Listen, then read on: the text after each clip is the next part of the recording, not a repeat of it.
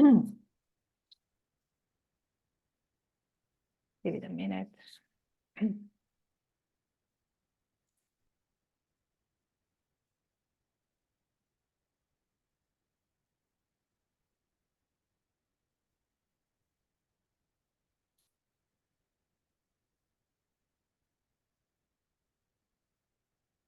Okay. Hello, everyone, and welcome to today's GALA webinar. My name is Isabella Massardo. I'm content strategist here at GALA Global.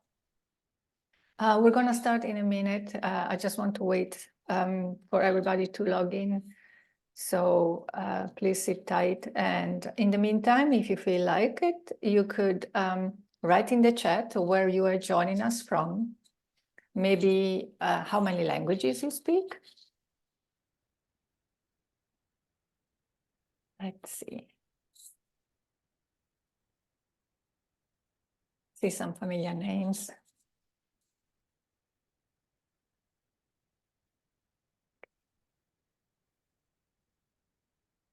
A couple more seconds and then we're going to start.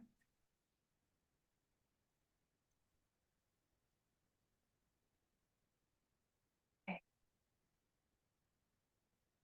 Oh, I see someone from Walla Walla is joining. Wonderful. Okay. St. Paul, Minnesota, Houston, Texas, Atlanta, Georgia. Wonderful. British Columbia, sunny California. Oh, how I envy you. Okay, fantastic. Keep the messages coming. We're going to start in the meantime. So hello, everyone, and welcome to today's webinar, a presentation on the power of an inclusive mindset. The speaker, you see her already on the screen, is Sylvia Gonner. She's a global growth strategist and advisor, an intercultural facilitator, trainer, speaker, and author. And I want to add, it's the first time that she presents at GALA. So Sylvia, welcome. Thank you. To attendees, feel free to use the QA box to submit any questions you might have for our speaker. And I would invite you to do it throughout the presentation as you think of them. The webinar will be recorded and I will send you a follow-up email with a link to the recording as soon as it is available on our website. Okay, so Sylvia, I'm going to go backstage and leave the virtual floor to you. Everybody enjoy the presentation. There's going to be the Q&A at the end, so keep the questions coming in the box. Thank you. Thank you, Isabella. Hello, everybody. And thank you, GALA, for inviting me to present on this topic. Thank you to all participants for taking the time today to better understand the power of an inclusive mindset. I'm excited to share with you today some insights and some stories that I hope will interest and inspire you to develop an inclusive mindset, which is a very powerful skill for everybody, everywhere in everyday life. So let me ask you this question. Do you follow the golden rule? Treat others the way you want to be treated? When I ask this question in person, I always see a lot of people raise their hands. And we learned this from our parents, from our teachers, and it's the tenet in many religions. But what if I told you that this principle, this philosophy, is holding us back from having an inclusive mindset? You see, our frame of reference can be different than other people's. Our perception and the way we see the world is our own reality, but it's not everybody's reality. Two different things and even opposite things can be true. And this drawing always reminds me of that. It depends where you stand. And where you stand depends where you grew up, maybe when you grew up, what values and traditions were instilled in you, and what you have experienced in life. We all wear lenses through which we see the world, and they shape our reality. Mine isn't better than yours, it's just different. And that's why I want you to replace the golden rule with the platinum rule. Treat others the way they want to be treated. That is the first step in having a more inclusive mindset. So I learned this moving to the United States from Europe, where I grew up, traveling the world and working alongside people from many different countries and many different backgrounds. So I grew up in Brussels, Belgium, in the heart of the European Union, going to the European school where kids from many nationalities are mixed, and in my family, where 3 or 4 languages are spoken at our dinner table, depending on who was present. And then I moved to Miami, Florida for university studies, another cultural melting pot. As a foreign student, I quickly learned that my European way of life did not apply in America. I've spent my entire career working for international organizations, and I've worked alongside very diverse teams from many different countries and many different cultures. So from a young age and throughout my life, I have seen how culture impacts everything. You've heard the term, I'm sure, culture shock. I suspect that many of you who maybe have moved to other countries know exactly what that is and what that feels like. We experience culture shock when we're confronted with different ways of life than what we're used to. So I work with a lot of expats who relocate on assignment to different countries. And there's a period of adjustment for sure. With all the work that I've done in international relations, I noticed a pattern among people who do a good job dealing with diversity, and that is their mindset.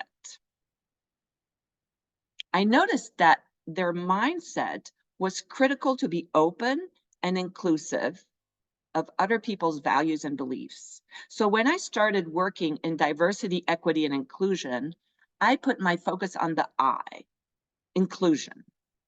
Because diversity is a given these days. We live and work in increasingly diverse environments, but we're not doing a really good job at managing our differences, right? Division rather than inclusion seems to be quite prevalent, quite visible these days. And we cannot continue like this. We must learn to better handle our differences. We must learn to better handle our differences.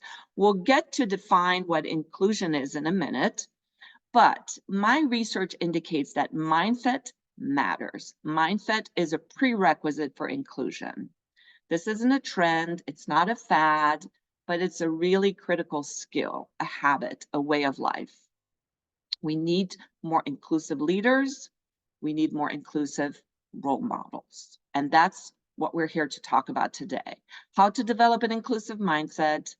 I am glad you're participating because together I want us to be able to be champions for inclusion and help instill this mindset in others. The power of an inclusive mindset is a core competency for anyone, especially anyone working in an international and diverse environment such as yours. I'm going to share with you exactly what it is, and I'll share with you my method to develop an inclusive mindset and to be champions for inclusion. Powerful asset, as I mentioned, in business and in life. So as I said, an inclusive mindset for me is a prerequisite to unlocking greater diversity, equity, and inclusion. So there's a lot of companies that are focused on D&I initiatives. They need everybody to come to the conversation with the right mindset. So what's a mindset? It's the meaning, the belief, the attitude, the frame of mind that recognizes that inclusion is something important. So let's define some terms to be sure we all have the same understanding. Inclusion, this is my definition. An outcome, a feeling, a culture of respect, appreciation, and support where everyone belongs, is understood and able to contribute while remaining authentic to their true self. What do we mean by everyone? There's so many ways we can define diversity. Diversity in age, race, gender, LGBTQ+, ethnicity, nationality, culture, language, religion, socioeconomic background, physical ability, mental health, neurodiversity, marital status, parental status, etc. It really is important as well to understand how diversity models have evolved over time. It used to be all about assimilation. We manage diversity by seeking to conform the same standards to everyone, ensuring equal treatment and opportunity. So the benefits of this assimilation model is promoting fair treatment for everybody, but there are limitations to that model because it's implicitly assuming that we all aspire to be the same. It goes too far in the pursuit of equality.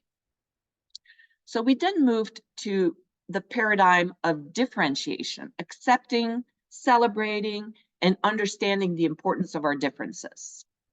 For global companies, particularly, that translates into strategies like think global, act local. But the limitations of this approach, it overshoots in the opposite direction of assimilation.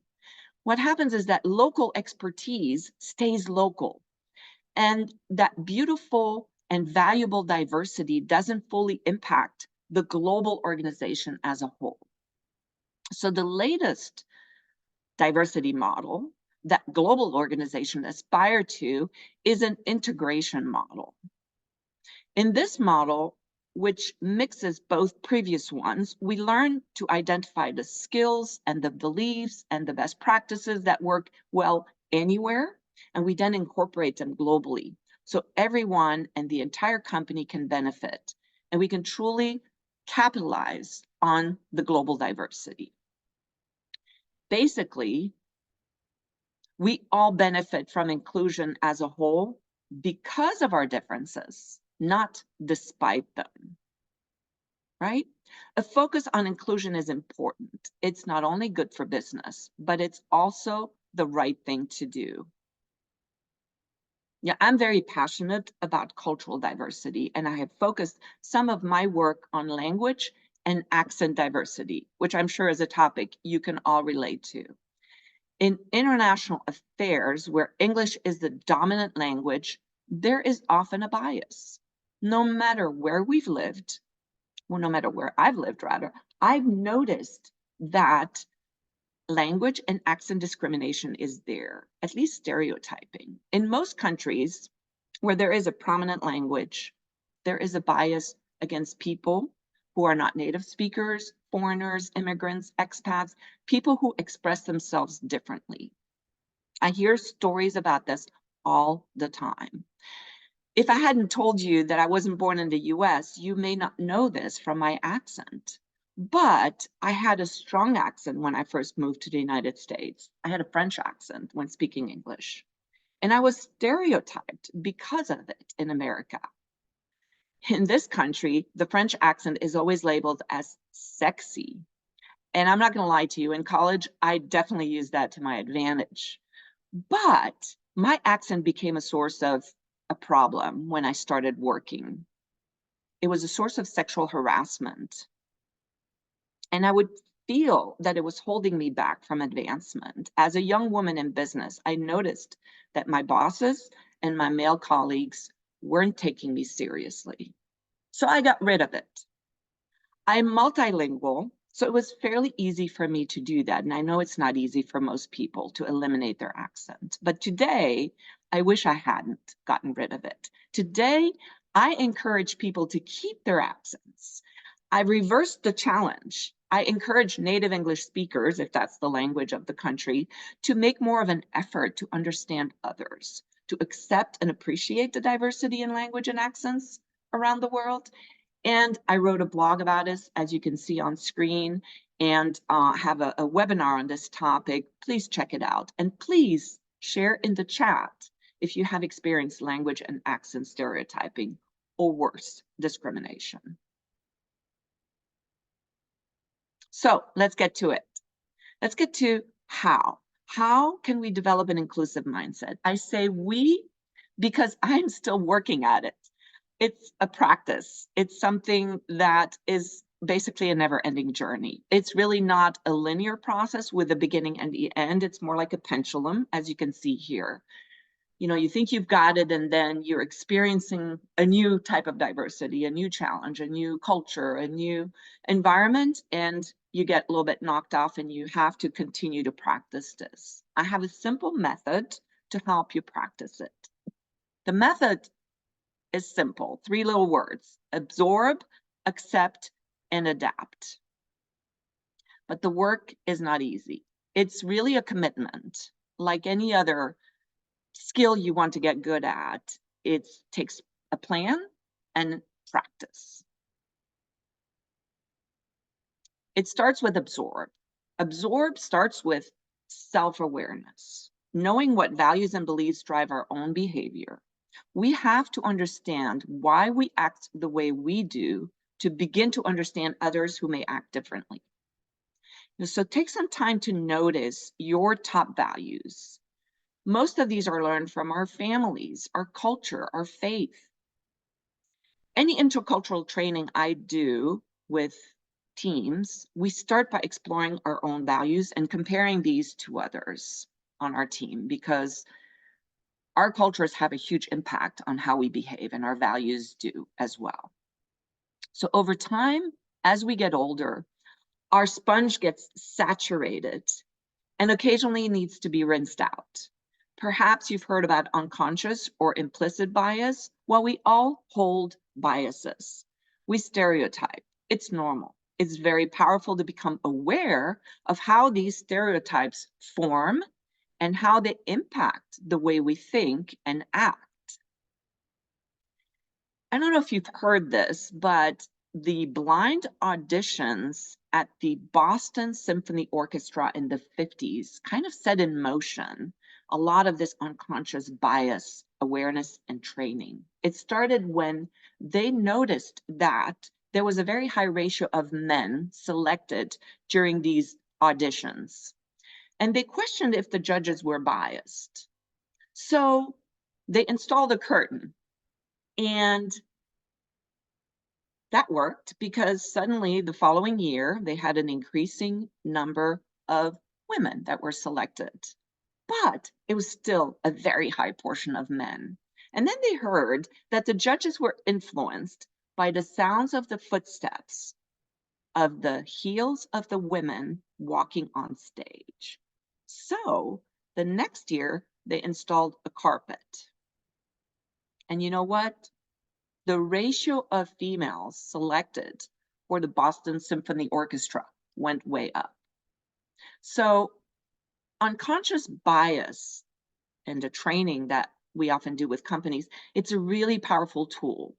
I'll share with you in a moment something that you can do on a personal level to better understand your own biases. We must squeeze out some of the old stuff, some stereotypes and some biases that we accumulate over the year to be able to absorb and make room for new information. And that happens through observation and greater social awareness. It's important. This is a habit that you need to pay attention to, the feelings, the circumstances, the needs, and the situations of other people around you. One of the things that happened to me is I was in an environment in a company where everybody talked about sports at the beginning of every meeting. In the US, sports are extremely important, and I really don't care or know anything about sports, particularly American sports. So I was clearly left out of that conversation because clearly they would spend 10 minutes before any, conversation started talking about sports. And then they would do happy hours with the boss. And it was all about sports. And when we traveled together as a team, we would again, find ourselves in bars and socializing. And that was the main topic of conversation. The Super Bowl was something not to be missed, even if we were in Japan. They would make a point of attending this. And I felt left out. And I brought it up to my boss because I didn't know how to fit into this environment. And you know what he told me? He told me to fake it. He told me to check in with my husband the night before and get the scores. And I'm like, well, my husband doesn't watch sports anyway, but that was his advice. Just try to find a way to fit in, Sylvia, because, you know, that it's on you.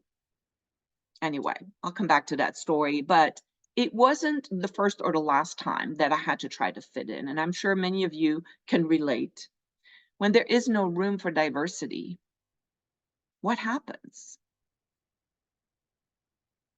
Do you have to fake it to get ahead? We need people to be socially aware of our circumstances. We need to be socially aware of other people's circumstances. So self-awareness, social awareness, these are often called emotional intelligence. And what does that take? It takes curiosity, interest, particularly in people and things that are not already familiar to us. I always tell people and try to be interested, not interesting. Ask questions, engage with others. Even if you're shy or an introvert or you just don't like people, which is fine, there are ways to learn and be exposed to other people's experiences through books and documentaries and movies, as long as you seek things that are different from you, right? I learned more about people and their cultural traits during travel than any other way, especially when you travel alone. I've traveled to more than 70 countries. Many of these were business trips, and I have a practice of always extending the business trip with a day or two of personal exploration, not to visit museums or cathedrals, but to sit in parks and cafes where the locals hang out and where I can learn about their ways of dealing with the world. So here's a test that I mentioned that you can do to check your own biases. If you're interested, I take it every few years and I always learn something new about myself. So the next habit I want you to develop develop an inclusive mindset is to accept. Accept that none of us can be right all the time and that it's a strength, not a weakness. To change our mind and to learn to rethink. I'm going to share with you this book by Adam Grant, which I think is fabulous, entitled Think Again, The Power to Know What We Don't Know. I don't know if you ever hear people say, correct me if I'm wrong, but, and then they just say something with great conviction, not actually listening to hear anybody else with, you know, any other point of view. So for me, certainty and conviction is a weakness, not a strength. And to change that, we need to do a better job at listening. Listening to understand, not to judge or respond. I could do a whole session on this and some team training to help with that. It's a big part of accepting. As is learning to have empathy, the ability to fully understand and relate to people who experience something difficult. We often say, I can't even imagine what it must feel like to fill in the blank. But that's right. Everybody's condition and life experience and environment is completely different. We usually don't get to walk in somebody else's shoes. Most of us don't experience real empathy unless we've gone through exactly the same thing. In most circumstances, what we experience is sympathy, but that kind of remains distance from truly knowing what it's like. Even when we try, it's very hard to make sense of a situation without looking at it from our own perspective. And it's important to know that, because I think we are too quick to say, as I am as well, oh, I have empathy for you.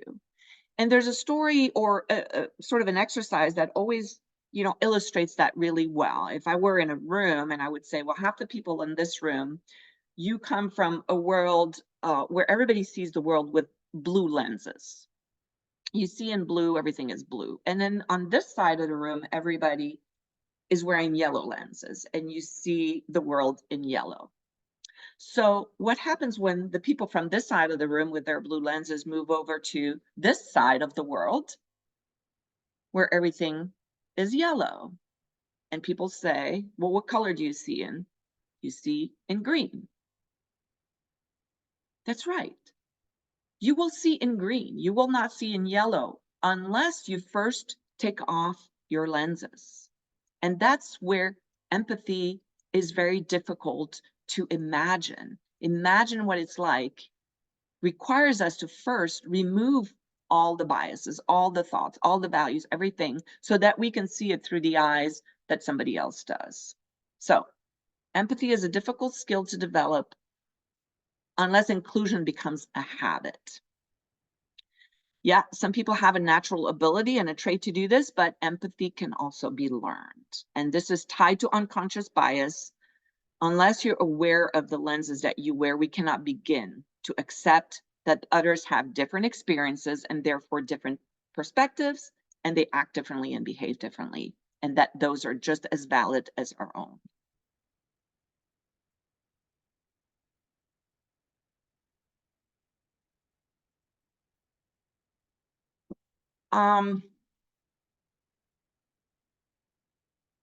Let me share with you this quote.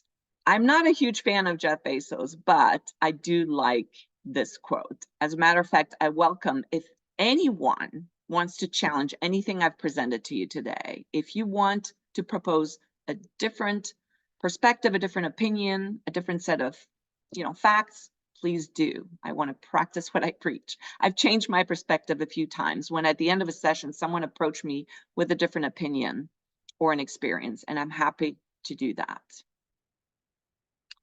Finally, be prepared to adapt. Adapt means we must take chances. Don't just agree to disagree. When you practice this habit to absorb and accept, you will get uncomfortable. And that's good. That means it's working. The more you expose yourself to difficult situations and conversations, the more you learn to adjust to that uncomfortable feeling. The goal is to get comfortable being uncomfortable. There must be some willingness to stretch beyond what feels comfortable. We do not grow inside of our comfort zone. So you have to stretch your comfort zone. And I'm going to share again with you a book that I think is fabulous by Andy Molinsky that I use also in my training on developing a global mindset. That's called Global Diversity: How to Adapt Your Behavior Across Culture Without Losing Yourself in the Process. The point is that adapting does not mean you have to compromise your values and what you believe in. Which takes me to the last habit. Make sure you stay authentic. No token effort. Just do something to check the box. Don't fake it. People will know.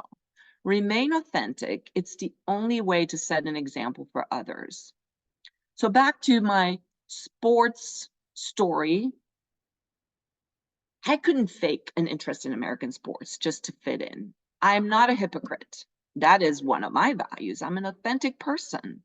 It goes against my core values, and I also value social interaction and having fun at work. So how I was going to resolve this?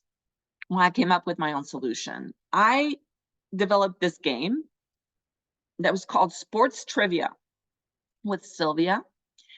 And my colleagues would ask me questions about sports, giving me 3 choices of answers, and they would bet on whether I knew the answer or not. And this became a game that we played when we were traveling. It was quite fun. And I learned quite a lot about sports in a fun way. I mean, basic stuff like the Dallas Cowboys is a football team, not Cowboys. I know you can laugh about it, and I do it today, but that's how far I've come. So let's shift the conversation to how to put this into practice. I usually talk about what it takes to create a habit, right? And to create any habit, we have to have a combination of motivation, skills, and knowledge. So it's something you have to have a plan for, you have to practice it, and you have to do it with intention over time. So maybe it becomes second nature. So let me share with you a checklist that you can maybe refer back to. Notice your biases. Unlearn some habits and some words. Create connections. Value uniqueness. Be an ally. I mean, we could have a whole session on what it takes to be an ally, and I encourage you to look into it, but that's an important one as well. Share your story. I mean, being an ally and sharing my story is something I had to deal with because while I focused on cultural diversity my entire career and my entire life, I've more recently, I would say in the last 2-3 years, entered the D&I space. And I worried a little bit about imposter syndrome. As a heterosexual, white, middle-aged female in America, would I be relevant in the DI space? But I've learned that everyone has a story, including those you least expect. So whatever the D&I dialogue is in your country, in your company, and they are very diverse around the world, start with a commitment. Make a commitment to create a habit of inclusion so you can become more of an inclusive model, role model.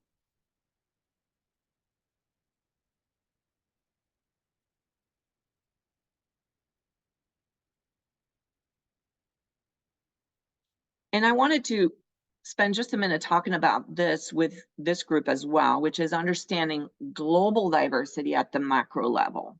Looking at the world is key to understanding global D&I. Those of us working in globalization must also remember that there are huge differences that impact D&I initiatives around the world that create inequality and inequity. For example,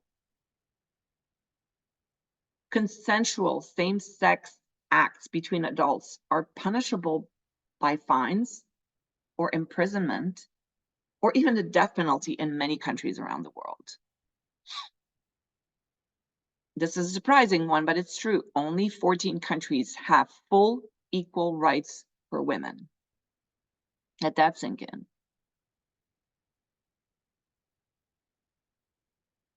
And there are many other things that divide us. Passport privilege. It hugely impacts people's ability to travel, their international mobility. Look at those numbers.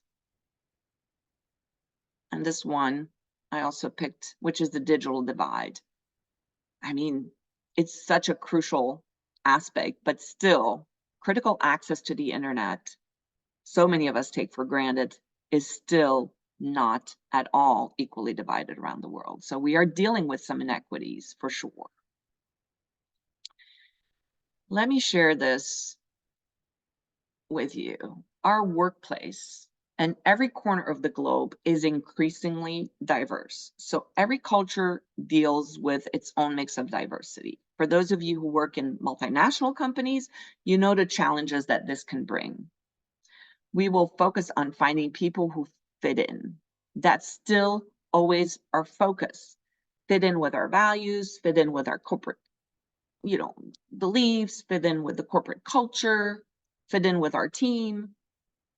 People get hired and fired because they are either a good fit or they're not a good fit. And I've been the receiving end of this so many times. I try to stay authentic and not, compromise my values at times. But today I know better and I encourage more acceptance because looking for a fit and forcing people to fit in is not how we leverage the best the world has to offer. So here's my advice. Instead of seeking people who fit your culture, build a culture where everyone can fit. Let me leave you with this. While diversity is a fact, inclusion is a choice. The choice is yours to embrace the mindset, the attitude, the belief that decides to make inclusion important in your life. I hope you will make that choice so we can all benefit from living in a more inclusive world. Thank you. Feel free to connect with me. And Isabella, I know we can open up for questions. Yes, definitely.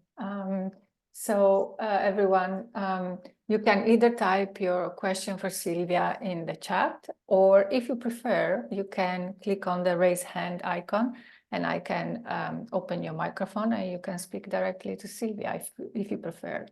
But Sylvia, when you were talking about accent discrimination, I saw a few hearts on my screen.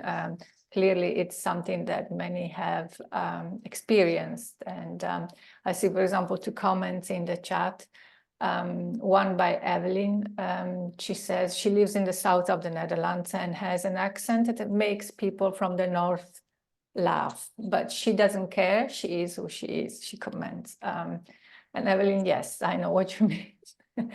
And then Shannon says, I am currently observing accent discrimination in my network, in my work setting, a part-time role. I observe one supervisor continuously interrupting and speaking over another supervisor who has an accent. I try to model more appropriate and inclusive interactions. Do you want to comment on that? It's so common and it happens in every country. And in that blog, I share stories from other people because I've facilitated so many meetings of people from different countries where there was very little tolerance for, people who didn't speak perfect English it's accents, but it's other things associated with that. Mm-hmm. And somebody in my department told me, I'm in Florida at this time, and she says, my Hispanic accent, people think I'm just not as smart because I have this accent. And so they talk down to me. There's so many discrimination related to that. Not too long ago, I had an Uber driver who shared with me that his Hispanic accent, he was from Venezuela, was holding him back from getting a job as a graphic designer. He said every time he went for the job interview, they would just back off. And he's like, I said, you are perfectly understood. We understand you. You speak perfect English, better than most Native American speakers, if you want. So it's something we have to work on, and we just have to encourage. As I said, I put the onus on others to say, well, you make an effort, and more people do and appreciate it, but you make an effort to understand those who have an accent. Of course, to appreciate, if that's the case, somebody mentioned the Netherlands and different accents within a country and region, but even if it's international, these people know more languages than you do. So that's already something to admire. Yeah. But yes, it's very, very common, and it's something I really want to spend more time on, changing. Yeah. So help me change that. And Melissa comments, the rise of nationalism and xenophobia is making inclusion more difficult. How can we turn the tide? How could we turn the tide? Yes, that's exactly what I think this topic is so important. Is I think we go about it with, this approach that we're trying to convince people to think differently, to think the way we do, to look at our opinion, to look at our way of processing information. That's what the majority is out there. The majority is about that, as opposed to really kind of internalizing and saying, well, what can I encourage people to do by, again, changing their mindset about it, really understanding that there's value in the diversity. If you start to appreciate the value without preaching, but rather by saying, hey, this is what it taught me, I think we're going to make progress. Yeah. That's why I tackled it in that way. Okay. Larissa is asking, could you copy the link of the test in the chat? Is it possible? Yes. Yeah, Okay, let me go excellent. grab it real quick from Sure. this PowerPoint. Oh, it doesn't allow me to. Let's see. Here we go. It's a great test, and in any case, Larissa, if you watch the recording, which will be available tomorrow, you can again I've see got the it. slide. Just give me Okay, one excellent. second. Get back here, get in the chat, and post it right here. Yeah. Here it is. Okay, thank you, Sylvia. Okay. Let's see. You mentioned briefly the challenge for international companies when they want to launch DEI initiatives. Can you maybe talk a little bit about that? Yes, it is something I think a lot of companies that GALA has in their membership are probably dealing with. If these organizations are multinational, international, they're launching DEI initiatives. As I said, I come to the table speaking to getting people ready for such initiatives, but there is value in understanding how complex it is to do this on a global level and what some of the solutions are related to it. So I have an article I wrote, and I want to spend more time, sharing that and spending time on it in the next year. It's called The Global Side of Diversity, Equity, and Inclusion, because I often get asked, well, isn't this just an American issue, D&I? But it isn't. It really isn't. Every country has its circumstances and its history of discrimination and privilege.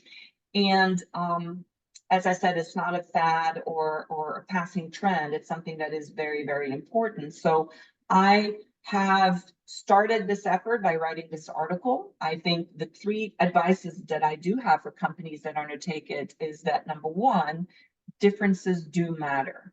We cannot cut and paste the model from one part of the world, as with most things international, and then just apply it elsewhere. So we have to be aware that laws are different. For example, in the US, a lot of D&I efforts start with gathering demographic information, and that could be a problem in some countries. In some European countries, in France, I believe it's illegal, and it's frowned upon, or people will not participate and give up their information. In Germany as well, there is a history of using this type of data about people's backgrounds and for horrible things. So we have to understand that people will not react the same way in providing that information, where maybe in the US people are quite comfortable sharing their sexual orientation or whatever it may be on a membership survey or whatever it may be. So that's really important. And also, again, the cultural side of it, the perceptions. I was working with a client and they were keen on talking about age discrimination. And the minute we looked at it from a global perspective, that took a very different form, because our perceptions around age are very different. The Americans revere youth. And so the relations also between the different generations is very different than it may be in Asia, or other American countries, where seniority and age is something that is much more respected, and we can't take one model and just apply it elsewhere. So that's the first thing, is that we have to notice and understand that the differences across the different regions matter, but that means you have to take on a suitable approach to deal with it. There is the value of having a global strategy, and in this case, sort of global, right? Going and allowing the local adaptation of what is being done. And I think what's important is that organization can also really just take the first steps with this, even if it's complicated. I've had a lot of international groups come to me and say, well, it just seems too complicated. We might not do anything with it. There's so many things that can be done. It's just a matter of getting started. Small steps is better than nothing at all. So that's, I see you posted the article. Yes. Happy to share that and chat some more about that for anybody who has questions on it. There's one other comment from Giulietta.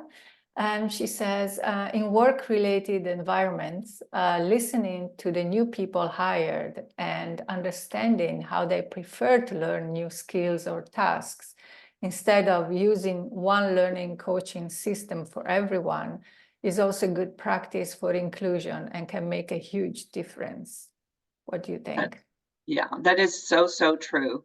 It really applies to everything. And as you said, learning preferences is another major one that not everybody learns in the same way.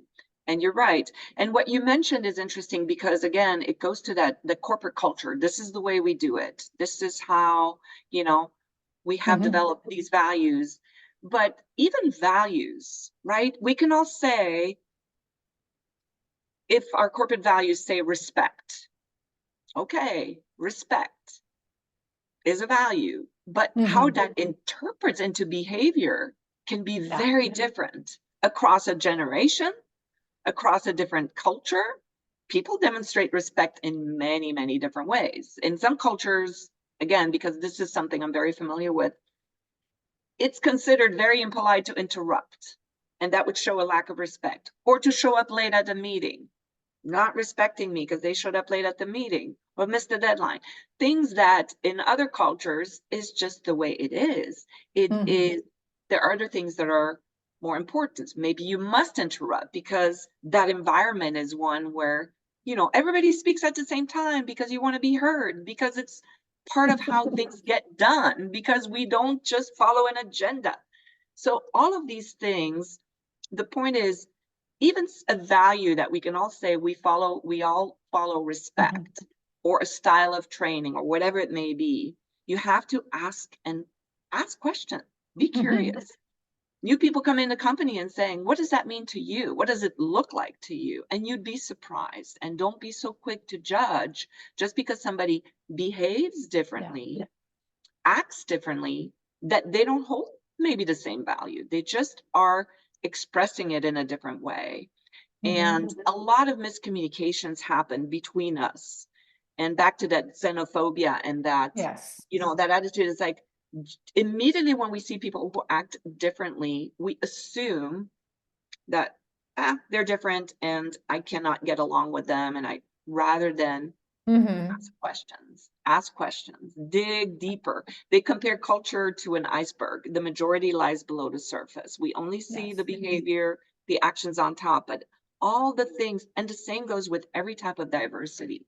Some are visible, some are very visible, and we still have to ask questions, even when they're visible. But most of our, you know, differences aren't always that obvious. They're not always that, you know, visible to the eye. We observe them and then we need to dig a little bit deeper. Yeah, I like the idea of curiosity, asking questions, getting to know the other person. Absolutely. Let's see, I think we don't have any other questions. Let's just give it a minute. And maybe Sylvia, you would like to type your email address in the chat so that people want to continue this conversation or contact you somehow. It would be... Yes, well, I put out some of the ways that you can connect with me. I think LinkedIn is, I think LinkedIn is a great place to connect with people and to stay in touch. I believe very much in learning from you, and I want to see what you're doing. This is, for me, a fascinating group. GALA does exactly the kind of things that I think are so important in this world. The kind of work that you do is critical, and I'm sure you all have the kind of mindset that is very much ready to be the champions for inclusion, and that's why I was quite excited about this opportunity. So spread it out.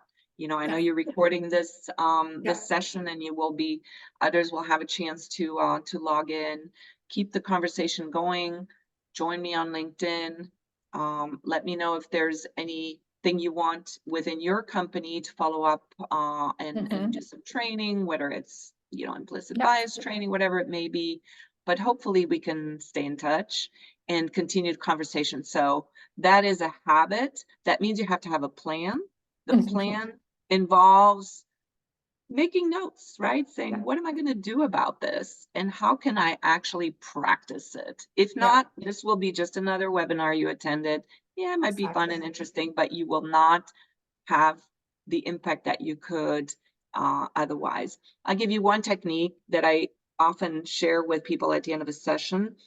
I kind of skipped over it. I didn't want to run out of time, but I want you to think about your circle of influence. I want you to think about 3 people within your work environment. Let's leave the family out for a minute. These are the people that you turn to, that you vent with, the people that you turn to for advice, the people that you bounce ideas off of. Think about 3 people that you typically reach out to. And make a note of that. Think about it, write on a piece of paper, put it on your phone, but just kind of spend some time thinking who that is. Maybe they pop into your mind right away. Take note of the diversity or lack of diversity that potentially exists within those individuals. Are they all from the same generation? Do you have a diversity of ages, genders, physical ability, different different groups of individuals, maybe where you're in the organization, a different level of the organization? Think about that, because that's your circle of influence. And now think of 3 new people that you could add to your circle of influence. Look around you. It doesn't need to be in your company, right? It could be friends, it could be, but people that would enhance this circle for you with more diversity. People that you could add. You may have to ask them permission. You may ask to say, hey, I'd like to interact with you more and come to you when is that okay with you? Maybe have lunch with them. Start there and see if you can just enlarge this circle of influence in your life with people from different backgrounds, different, different areas of the spectrum of diversity that we have. And see if that works for you, because I have seen that technique. I've worked on this for years as well, always replenishing my circle of influence. And it's done wonders for me. And I know it's done wonders for some of my clients as well. So I'll leave you with that as a practice homework. That's a great exercise. And you gave us also a lot of food for thought. So thank you so much, Sylvia. My pleasure. Thank you, everybody who attended. I already see some very positive comments. Great webinar. Thank you, Giulietta. And everybody, thank you for attending. A big thank you to all of you for interacting with Sylvia. And I would appreciate it if you could give us 10 seconds of your time. When I close the session, you will see a link that takes you to the post-webinar survey. And it literally takes you 10 seconds to give us your feedback. And most importantly, it's a chance for you to suggest other topics that you would like to see featured in our webinar program. So if you could do that, thank you so much. And everybody, we have another webinar next week. It's about mergers and acquisitions, something slightly different, but I hope that you can all join us then. But for now, have a good day, have a good evening, and hope to see you soon. Bye, everyone. Bye-bye. Thank you. Bye.